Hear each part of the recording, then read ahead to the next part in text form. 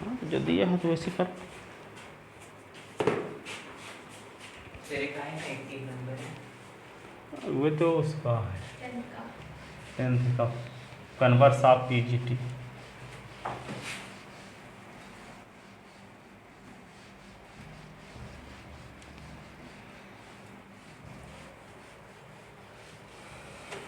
Three point four question number first 3.4 ठीक है, exercise है question number first. Solve the, क्या लिखा है, find the principal, find the principal and general solution, principal and general solution, general solution of the following equation, of the following equation. ठीक है, general principal और general solution of following equation. इनमें से question first है tan x is equal to √3, tan x is equal to √3, tan x is equal to √3। ठीक है, तो यहाँ पे लिखो नोट थोड़ा सा या hint, the solution of trigonometric equation, the solution of trigonometric equation, solution of trigonometric equation for which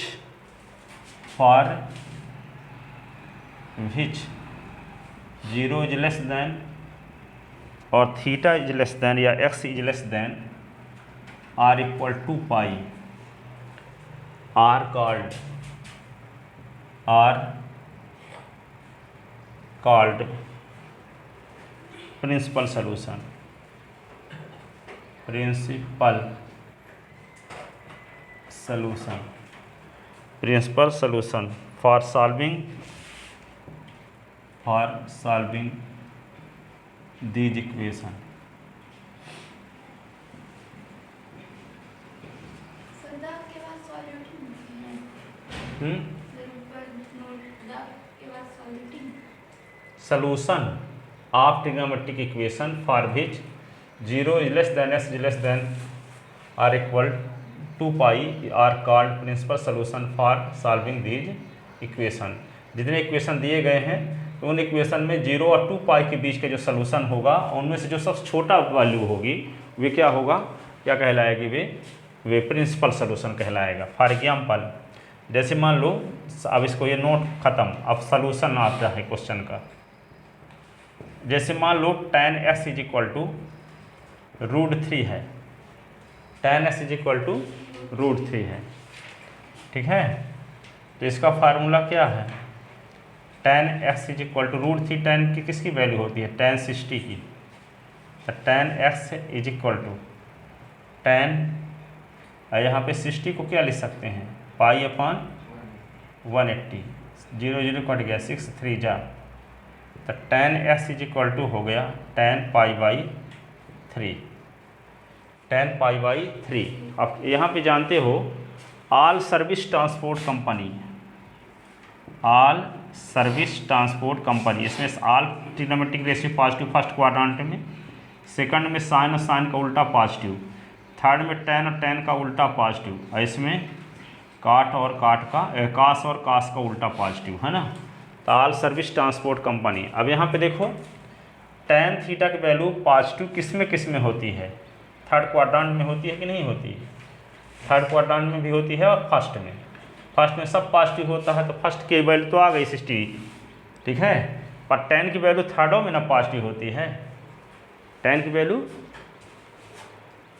value किस में पॉजिटिव होती है, फर्स्ट और कास की वैल्यू किस में पॉजिटिव होती है, और फोर्थ में साइन की वैल्यू किस में पॉजिटिव होती है, फर्स्ट और सेकंड में। ठीक है, तो यहाँ पे tan x is equal to π/3 यहाँ लिखा गया है, तो π/3 के स्थान पे हम क्या लिख सकते हैं, 180 plus pi by 3, pi plus pi by 3 लिख सकते हैं इसी के स्थान पे कि नहीं, क्योंकि 90 जैसे मान लो आप फार्मूला जानते हो tan 180 अब plus theta is equal to tan theta होता है कि नहीं होता। 180 प्लस थीटा किस क्वाड्रेंट की वैल्यू है, थर्ड, और थर्ड में कौन पॉजिटिव होता है, tan। तो यहाँ पे tan 180 प्लस थीटा करोगे तो क्या होगा, tan थीटा ही आएगा। तो इसका मतलब tan 180 अब प्लस 60 करोगे तो क्या आएगा, tan 60 है ना, आएगा कि नहीं। tan 60 के स्थान पे ये भी लिखा जा सकता है कि नहीं, और ये भी लिखा जा सकता है। तो 180 और 60 जोड़ दो, 180 60 जोड़ो तो क्या आएगा 240, और 240 0 और 360 के बीच है कि नहीं, 0 और 2 पाई का मतलब 360। तो s का मान जो 0 और 2 पाई के बीच हो उनमें से छोटा मान प्रिंसिपल वैल्यू कहलाता है।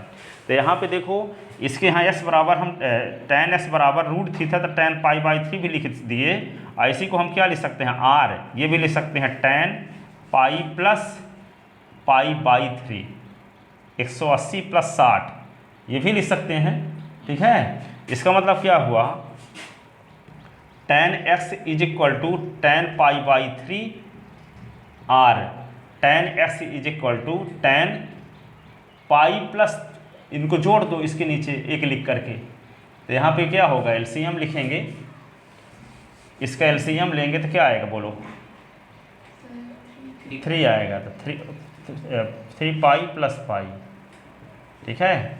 तो tan x is equal to tan pi by 3 और r tan s is equal to क्या होगा, tan 4 पाई अपान 3, 4 पाई अपान 3। इसका मतलब क्या हुआ, s बराबर पाई बाई 3 r और s बराबर क्या हुआ 4 पाई अपान 3, ठीक है। अब इन दोनों वैल्यू में छोटी वैल्यू कौन है, 60 से अधिक छोटी है कि 240, पाई बाई 3 का मतलब 60 डिग्री और 4 पाई बाई 3 का मतलब 240 डिग्री, तो कौन छोटी है, पाई बाई 3। तो जो छोटी वैल्यू है प्रिंसिपल वैल्यू कहलाएगी, ठीक है। यहाँ पे 0 और 360 के बीच में जो छोटी वैल्यू होगी so principal value of, principal solution of given equation, principal solution of given equation is x is equal to pi by 3। अब जब प्रिंसिपल सॉल्यूशन जब आ गया तो जनरल सॉल्यूशन लिखने का तरीका तो आपको जानते पहले भी बताए थे, for general solution, for general solution, general solution के लिए क्या करेंगे, tan s is equal to root three ना, तो tan s is equal to tan 60 और tan x is equal to क्या, tan क्या लिख दोगे यहाँ पे 60 इंटू पाई अपान 180, 63 जा, तो tan s is equal to tan pi by 3। तो s इज इक्वल टू क्या होगा, s इज इक्वल टू क्या होगा n पाई और प्लस पाई बाई 3, यही ना। This is general solution, this is general solution of given equation, given equation लिखो, ये जनरल सॉल्यूशन है, ये प्रिंसिपल सॉल्यूशन है, ठीक है। इसका मतलब क्या है, n के वैल्यू इंटीजर है, तो n के स्थान पे इंटीजर रखो तो n 0 भी होगा, तो 0 जब रख दोगे तो क्या होगा, पाई बाई 3 तो पहली वैल्यू तो आ गई, n के स्थान पे 1 रख दोगे तो ये वाली वैल्यू आ जाएगी, 2 रख दोगे तो और वैल्यू आएगी जो जिसका मान √3 होता है, ठीक है। तो इससे सब वैल्यू आ जाएंगी जितनी इसको सेटिस्फाई करने वाली वैल्यू होंगी। जैसे s के स्थान पे चाहे हम यहाँ 60 अंश रख देंगे तब भी दोनों पक्ष बराबर रहेगा, s के स्थान पे 240 लिख देंगे तब भी दोनों साइड बराबर रहेगा, s के स्थान पे क्या लिख दें, यहाँ पे 2 पाई कर दो पाई बाई 3, तो 2 पाई पाई n की वैल्यू इंटीजर ना है, तो इंटीजर कुछ भी क्या हो सकता है, n की वैल्यू ये हो सकती है 0 +- 1 +- 2 +- 3। तो ये सब वैल्यू यहाँ पे n के स्थान पे आप रख सकते होते हैं, n के स्थान पे इन सब वैल्यू को रखने से पार्टिकुलर सलूशन ऐसे मिलते जाएंगे, ठीक है। उनमें से जो सबसे छोटा सलूशन होता है और 0 और 2 पाई के बीच होता है उस सलूशन को हम क्या कहते हैं, प्रिंसिपल सलूशन, ठीक है। 0 और 2 पाई के बीच जितने सोल्यूशन हो सकते हैं उनमें जो छोटा होगा उसको हम क्या बोलेंगे, प्रिंसिपल सोल्यूशन। और ऐसे वैल्यू 0 से 2 पाई से अधिक भी हो सकती है, ठीक है। यहाँ n की वैल्यू 2 रख दो, 3 रख दो, 4 रख दो, वे सब इस इक्वेशन को सेटिस्फाई करेंगे, लेकिन वे प्रिंसिपल सोल्यूशन में नहीं आएंगे, वे जनरल सोल्यूशन में आएंगे, ठीक है। लिखो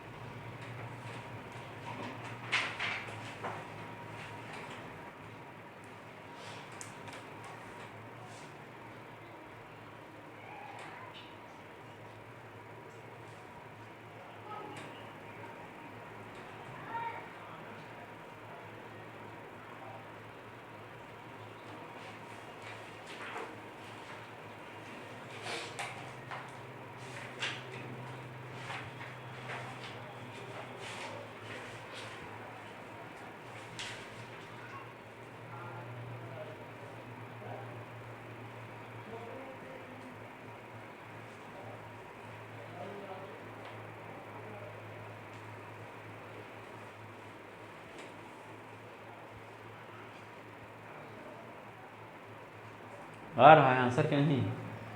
सर यहाँ पे प्रिंसिपल सॉल्यूशन एक ही है। हैं? प्रिंसिपल सॉल्यूशन जो सबसे छोटा है उसे कर पाएंगे। हाँ, उसमें पीछे सारे दोनों चाहिए, मतलब x y अपॉन 3 और 4 पाई अपॉन 3। दोनों लिखा है, दिखाओ वाला।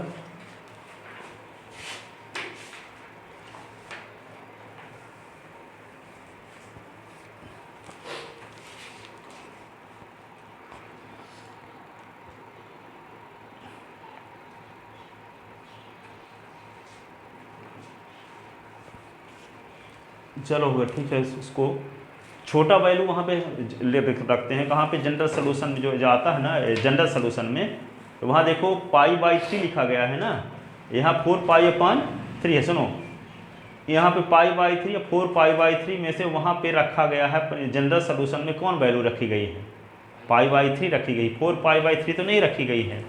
तो वहाँ पे वहाँ छोटी वैल्यू रखना है, जनरल सोल्यूशन प्रिंसिपल सोल्यूशन में दोनों आ जाएगा, दोनों लिख दो। यहाँ आएगी वैल्यू रखना था, यहाँ एक वैल्यू रखना है, छोटी वैल्यू यहाँ आए रखना है, यहाँ सोल्यूशन में इसको भी लिख दो। ये and x is equal to क्या है, 4π/3, क्योंकि यहाँ पे लिखे भी तो हैं the solution of trigonometric expression for which, जो वैल्यू 0 और 2 पाई के बीच होती है फिर क्या कहलाती है, प्रिंसिपल सोल्यूशन। तो ये 4π/3 की वैल्यू क्या आएगी, 4π/3 को सॉल्व करोगे तो क्या आता है, 240 आता है। यहाँ पे क्या कर दोगे, 180/पाई कर दोगे तो पाई पाई कट गया, तो 60 चौको 240 होता है। 240 किसके किसके बीच है, 0 और 360 के बीच है, तो ये भी प्रिंसिपल सोल्यूशन होगा। यहाँ छोटी वैल्यू रखना है, दो वैल्यू में से जो छोटी वैल्यू है उसको रखना है।